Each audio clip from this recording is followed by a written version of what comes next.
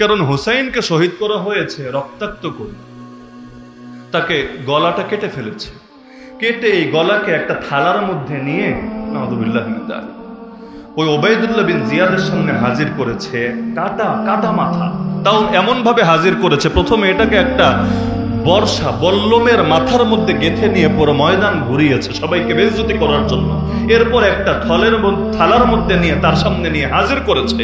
সে যখন এটা দেখেছে, দেখে আনন্দে আনন্দে মানে আফসোস তো নাই, সে আনন্দে টিটকারি মারতে লাগলো এটাকে নিয়ে। এমন কি সে তার হাতে একটা ছুরি ছিল, ছুরি দিয়ে একবার ঠোঁটে আঘাত করছিল, একবার গালে আঘাত করছিল, আর তার সৌন্দর্য নিয়ে খারাপ খারাপ কটু কটু মন্তব্য করছিল।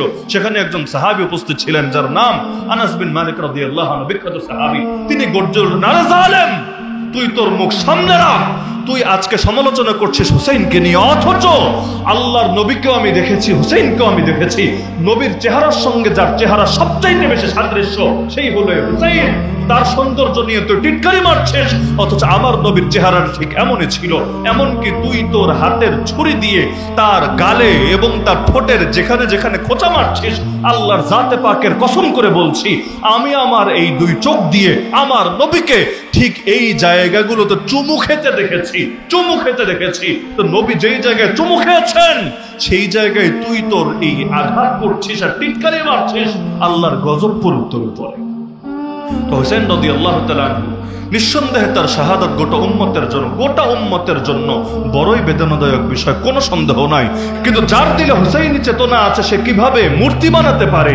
এই যে ঢাকা শহরে যান, ইতিমধ্যে মূর্তি তৈরি হয়েছে, ঘোড়া বানিয়েছে, আরো কত কিছু বানিয়েছে কালকে মাতম করবে বলে। যার দিলে হুসাইনি প্রেম আছে সে কিভাবে বাজনা বাজাতে পারে, ঢোল ঢোল বাজাবে। যার দিলে হুসাইনি চেতনা আছে সে কিভাবে নিজের গায়ের রক্ত নিজে ঝরাতে পারে। আরে হুসাইন নিজের রক্ত নিজে ঝরায় নাই, বরং জালেমের বিরুদ্ধে জিহাদের অস্ত্র হাতে তুলে নিয়েছে। তো তোর ভেতরে আসলেই যদি হুসাইনের প্রেম থাকে, আজকে তো জামানা এখানে ইয়াজিদ না রে, জামানার ফিরাউনটা মুসলমানদের রক্তে জমিনকে রঞ্জিত করে ফেলছে। তো যদি কারো ভেতরে হুসাইনি প্রেম থাকে, সে তো নেমে আসবে জিহাদের ময়দানে, অন্তত তার জবান দিয়ে জিহাদ চালাবে। এটাই তো যুক্তির দাবি ছিল। কিন্তু একদিকে পা চাটবে জামানার ইয়াজিদের, আর একদিকে বলবে হায় হুসাইন হায় হুসাইন। এটা যদি ভণ্ডামি না হয়, ভণ্ডামি কারে বলে? কিন্তু হায় হাসান কেন বলে না? এমনকি শহীদ তো তাদের বাবা আলী রাদিয়াল্লাহু আনহু শহীদ না? আরে শহীদ না? কোন টাইমে? ফজরের নামাজে যাচ্ছিলেন ইমামতি করার জন্য, রাস্তায় শহীদ। ওরা তো ফজরের নামাজও পড়ে না, তো বাদ দিলাম। হাসান রাদিয়াল্লাহু আনহু কবে শহীদ জানে না, আলী রাদিয়াল্লাহু আনহু কবে শহীদ জানে না, ফাতেমা রাদিয়াল্লাহু আনহা কবে ইন্তেকাল জানে না, খালি জানে হায় হোসেন হায় হোসেন।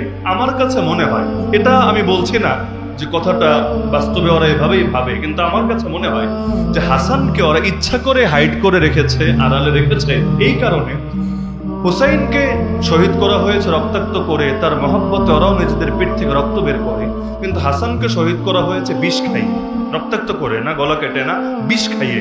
এখন যদি হায় হাসান বলে মাতুম পাক করতে চায়, তাহলে এর জন্য ওদেরকেও তো বিষ খাওয়া লাগবে। কারণ হায় হোসেন বলে রক্ত বের করে, যদিও রক্তের পরিমাণ কম। হুসাইন রাদিয়াল্লাহু আনহু পুরো রক্তই ঝরে গেল, গলায় কেটে ফেলেছে, সব রক্তই বের হয়ে যাচ্ছে, আর ওরা পিঠ থেকে সামান্য রক্ত বের করে বলে দেখ হুসাইনের সাথে আমাদের মিল হয়েছে। তো ভালো কথা। তো হাসান রাদিয়াল্লাহু আনহুকে যদি এতখানি বিষ খাওয়ানো হয়, মহব্বতের দাবি হবে বেশি না হলেও হায় হাসান এক চামচ, হায় হাসান এক চামচ, হায় হাসান এক চামচ, এভাবে বিষ খাবে। কিন্তু ওই যে বললাম, যাতে মাতাল হলেও তাহলে ঠিক আছে, ওরা জানে পিঠ থেকে সামান্য রক্ত বের করলে, এজন্য দেখেন হায় হোসেন বলে রক্তটা পিঠ থেকে বের করে, অথচ হোসেন রাদিয়াল্লাহু আনহুর গলা কেটে শহীদ করা হয়েছে। কেন তোদের গলা নাই? তোদের গলা নাই? গলা যদি থাকে তোরা একটু একটু কাট, রক সবগুলো রাখবে না, অন্তত একটা পোজ দে, একটা কাট, সামান্য রক্ত বের কর। কিন্তু ওই যে বললাম জাতে মাতাল, তাহলে ঠিক আছে।